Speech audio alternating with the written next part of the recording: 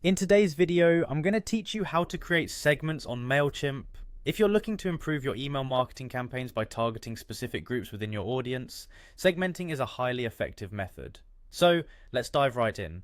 First, you'll need to head over to Mailchimp and log into your account. It's quite straightforward, so enter your credentials as you normally would.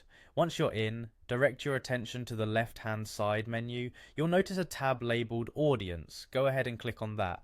This area is essential as it's where you manage your subscribers, and it opens up a world of customization options for your email marketing efforts. Now, if you're managing more than one audience, you'll have to make a choice. Select the specific audience you wish to work with.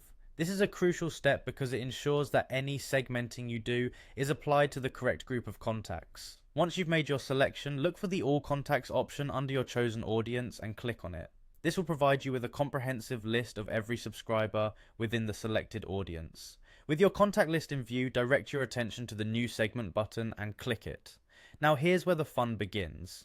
Mailchimp allows you to define conditions for your segment. These conditions include campaign activity, location, sign-up sources, tags, and more. For instance, if you want to focus on users who opened your last email, select campaign activity, then choose opened, and finally last campaign. These conditions help you pare down your audience to those most relevant for your campaign goals.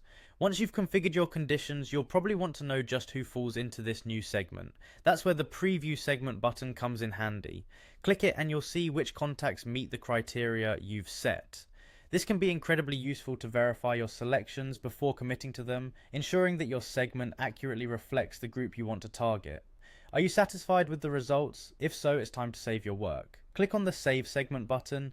You'll then have the opportunity to give your brand new segment a name. Choose something descriptive that will make it easy to identify in the future, and once you're happy with it, click on Save.